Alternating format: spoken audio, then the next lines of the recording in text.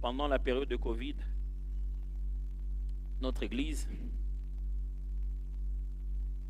vous savez, on a une jeune église de 5 ans, on a reçu le merveilleux héritage de l'apôtre Dallot et on a tout plein de charges.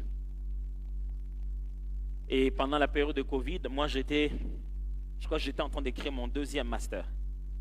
Non, j'étais en train d'écrire mon 2e master. Et j'avais demandé à ma femme d'aller être internée quelque part pour travailler. Pendant que j'ai travaillé, j'ai étudié, j'apprends que il y a l'annonce de la présidence qu'on va fermer les églises et fermer tout ça. Donc mon équipe m'appelle, je leur demande une réunion stratégique, rapide. Ils viennent là où j'étais, on commence à reconcevoir, reconfigurer. Ouf, frère, devenir pasteur, c'est très bien. Alors, du coup, j'étais en train de... On s'est mis à travailler. Vraiment, si tu veux le faire de la bonne manière, c'est très bien. C'est très bien. Alors, on était en train de travailler, on est en train de reconfigurer le fonctionnement de l'église pendant cette période de pandémie. On ne savait pas combien de temps ça allait être. Et le même soir, on allait avoir le jeudi et Toko. Donc, il fallait diminuer le nombre de gens. C'était terrible. On a fini de le faire. À cette période-là, j'étais en train d'enseigner une série à l'église qui s'appelait Le chrétien et l'argent. Je commençais à enseigner notre relation avec les ressources matérielles que Dieu nous a données. Et le but de cet enseignement, c'est qu'à la fin, j'avais prévu un exercice, celui d'apprendre les frères et sœurs à préparer l'offrande. Parce que très souvent, les gens préparent tout sauf l'offrande. Ils préparent l'habit, comment vont s'habiller, mais ils ne préparent pas l'offrande. Dès qu'on dit c'est le moment des offrandes, ils commencent à se chercher. Moi, je viens au culte en sachant qu'est-ce que je vais donner, à quelle poche ça se trouve. C'est préparer les offrandes. Et moi, ça c'est des nouveaux défis que je ne me fais pas les dire maintenant, sinon ils vont entendre, l'Internet est trop grand. Alors, à ce moment-là, ce que j'avais prévu comme défi, c'est les pousser donc à commencer à donner les offrandes avant d'entrer au culte. Mais j'avais prévu ça à la dernière séance, on était à la 3e séance que le Covid est arrivé. Franchement, Covid, prédication en ligne, prédication du prédicateur, les chrétiens et l'argent, ça ne sonne pas bien du tout. Personne ne se pose la question si c'était déjà une série qui avait commencé. Malheur à moi, j'ai quand même eu le courage de prêcher ce dimanche-là, les chrétiens et l'argent. J'étais tout de suite sur Internet. Les pasteurs ont fermé les églises, ils les font maintenant sur Facebook et demandent l'argent des offrandes par M-Pesa. Bon. Alors, l'église est passée par un moment difficile. Le premier mois, les moyens de subsistance qu'on avait étaient à près de 10% seulement. Parce que les gens ayant la culture du cash et les gens ont malheureusement la mentalité de donner les offrandes comme à un concert. On ne donne pas les offrandes à l'église parce qu'on y est allé physiquement. On donne les offrandes à l'église parce qu'on est engagé spirituellement à cette assemblée. C'est-à-dire qu'aujourd'hui, la monnaie n'a pas besoin d'embouteillage. Non, je ne suis pas arrivé à l'église, j'étais bloqué dans les embouteillages. M-Pesa n'a pas d'embouteillage. Orange Money n'a pas d'embouteillage. Toutes ces choses-là n'ont pas d'embouteillage. Ce n'est pas parce que tu es bloqué dans ton embouteillage que ton offrande est bloquée dans l'embouteillage.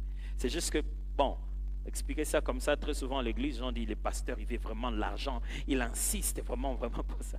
C'est juste, ce sont des systèmes monétaires qui changent. Alors, on était en train de boucler le mois. En ce moment, je priais, je disais, Seigneur, qu'est-ce que je dois faire? Je voulais que l'église reçoive plus. Seigneur, qu'est-ce que je dois faire? J'étais en train de prier. Dieu, il y a tellement de charges. Première des choses, je commençais à faire d'abord l'intelligence humaine. Je commençais par annuler, par suspendre toutes sortes d'engagements et de contrats qu'on avait autour, les consultants et tout cela, puisqu'à cause de Covid, tout le monde avait le droit de faire ça. Allez, la banque nous a allégé là-bas, on a suspendu les parkings, ainsi de suite. On a suspendu tout ce qu'on n'utilisait plus. Mais ça n'a pas suffi. Ça ne faisait pas entrer, ça diminuait l'hémorragie des sorties. En ce moment-là, j'étais en train de prier. J'ai demandé. Quand j'ai demandé, voilà ce que j'ai reçu. J'ai reçu une parole du Seigneur qui m'a dit, prends les serviteurs et allez donner. C'est ce que j'ai reçu. Prends les serviteurs et allez donner, oui. J'ai appelé tous les anciens de l'église, je leur ai dit, pendant ce temps de pandémie, nous avons des voisins juste à côté de nous dans un quartier très pauvre. Ils vivaient tous du centre-ville, du peu que les gens amenaient dans le centre-ville et cet engouement. On a tout fermé. il faut trouver un moyen de venir en aide. On ne prendra pas la caisse de l'église, chacun prendra de ses propres poches. On a tous pris de quoi acheter des choses, on a amené ça chez moi, on a travaillé le soir, le matin avec les anciens de l'église, on a fait des colis, on est allé nous-mêmes personnellement distribuer à tout ce monde. Et puis après, j'ai appelé les pasteurs, parce que l'exemple a commencé par les leaders. J'ai appelé tous les pasteurs de l'église, on a fait la même chose, on a rassemblé. Après, j'ai appelé tous les ministères, donc tous les départements. Ils ont aussi commencé à mener, on a rassemblé, on est allé donner. Après, j'ai commencé à prier encore. J'ai commencé à chercher. Maintenant, le principe spirituel approprié. Alors à ce moment-là, en cherchant, j'ai découvert une chose. Je parlais avec un ami qui m'échangeait aussi les réalités qu'ils avaient. Et le Seigneur m'a mis à cœur d'appeler quelques 2-3 personnes à l'église pour leur faire comprendre que s'ils pensaient donner à l'église, qu'ils pensent que nous ne sommes plus en présentiel, que donner plus serait une bonne chose. Je les ai appelés à peine une dizaine de personnes. Je dis voilà frère, il y a ceci, c'est là. Je veux juste vous dire que nous sommes dans des besoins beaucoup plus élevés que d'habitude. Sachez qu'il y a 10, 20 personnes qui ne donneront pas.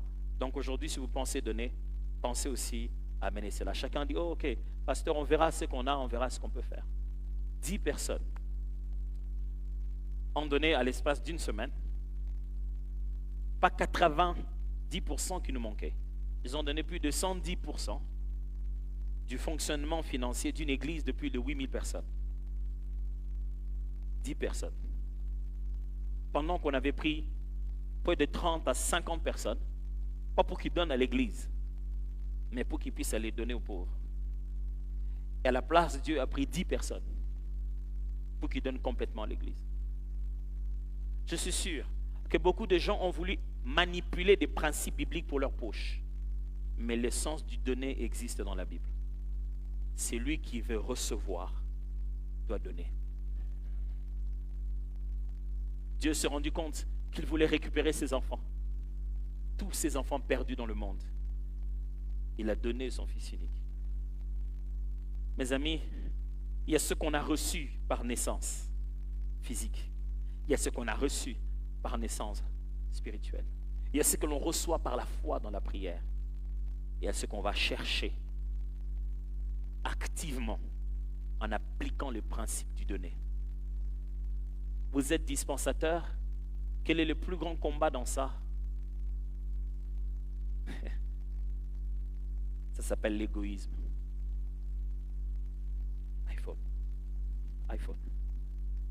iPhone.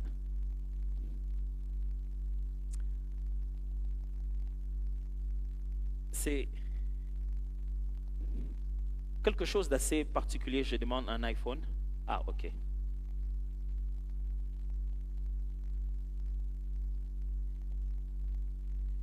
J'ai demandé un iPhone. On m'a donné celui-ci. Vous savez pourquoi? Pourquoi on ne m'a pas donné un autre iPhone? Parce que ça, c'est le mien. Je lui avais donné avant qu'on entre. Vous savez pourquoi on ne donne pas? Parce qu'on pense que ce qu'on a n'appartient pas à Dieu. Quand je demande mon iPhone, elle court pour me le donner. C'est à moi. Mais quand Dieu demande son argent, les intendants disent non. Quand Dieu demande ses matériels, les simples dispensateurs disent non. Donne-moi d'abord quelque chose d'autre avant que je donne ça. Ce n'est pas à toi. Je ne veux pas rester vide. Mais tu étais vide, mon frère. Ma soeur, tu étais vide. Tu étais vide. Mais je ne veux pas rester comme ça sans rien. Tu as toujours été sans rien. Des fois, quand Dieu nous demande, mes amis, c'est juste parce qu'il veut nous faire de l'espace. Juste parce qu'il veut nous faire de l'espace. Un jour, ma femme et moi, on était là. On avait un véhicule et on avait la conviction de le donner à quelqu'un d'autre. C'est décidé de le donner à quelqu'un d'autre. Et puis après, on s'est retrouvés sans véhicule. Je me souviendrai toujours qu'on est allé, je venais de finir mon stage dans une entreprise de télécom de la place. On est allé quelque part pour voir si nos enfants pouvaient commencer à apprendre à nager là-bas. Et en route, quelqu'un m'appelle et dit, est-ce que tu ne peux pas passer au bureau de l'église? Je dis, ah, je n'y arrive pas de sitôt. Il dit, passe, le Seigneur m'a mis à cœur de te donner un véhicule. Je ne sais pas comment je n'ai pas entendu cette partie-là. Et je continuais la journée. Et puis pendant qu'on parlait, là, on voulait mettre nos enfants, on s'est rendu compte qu'on avait un problème des transports. Je dis, oh, tiens, quelqu'un m'a dit d'ailleurs qu'il voulait me donner un véhicule. Je dis, c'est vrai, oui. On va vite au bureau. On arrive au bureau. Ce jour-là, les gens ne travaillaient pas au bureau. On a vu un véhicule dehors, une petite voiture bleue. Je dis, ah, peut-être que c'est ça. Et puis on est entré à l'intérieur. Il y avait une grosse Jeep de marque présidentielle de Range Rover. Et on s'est dit, non, ça ne va pas être ça quand même. Du coup, on est entré. On entre, on trouve le frère, on parle avec lui, tout. Il m'a dit, j'étais très malade, je suis devenu à un niveau très très malade où j'ai perdu connaissance et tout. Pendant que j'étais dans cette maladie, j'ai eu une vision où je te voyais avec un col bien fermé là-bas et tu chantais Tikanga ina embela. Et le Seigneur m'a dit, à cause de ça, que je t'amène la voiture. J'ai dit, ah, merci. Elle dit, j'ai dit à Dieu, quelle est la voiture? Je vais te donner. Elle dit, la voiture qui a plus d'importance dans ma vie. Je me suis rendu compte qu'il n'y a qu'une seule voiture que j'ai achetée directement chez le président à l'époque. Et qui est la voiture la plus importante que j'ai dans tout ce que j'ai ici. Et c'est cette voiture-là que j'ai amenée. J'ai dit, laquelle? Il dit, on sort, on va voir ça. On sort, c'était celle-là que nous, on n'avait pas voulu, on n'a pas imaginé là.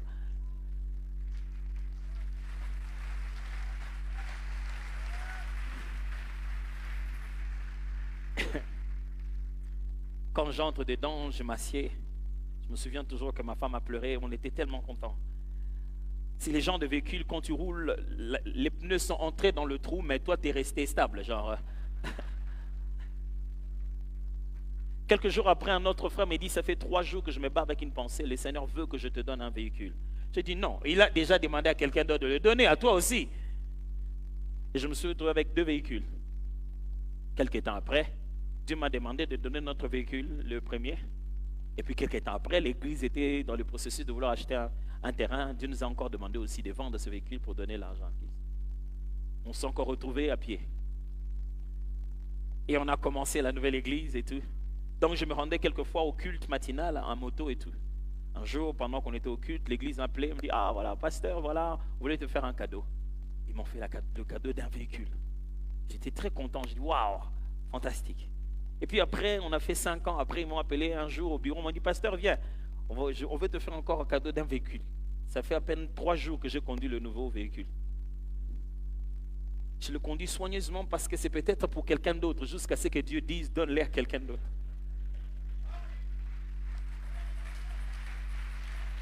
Mes frères, c'est ça être dispensateur.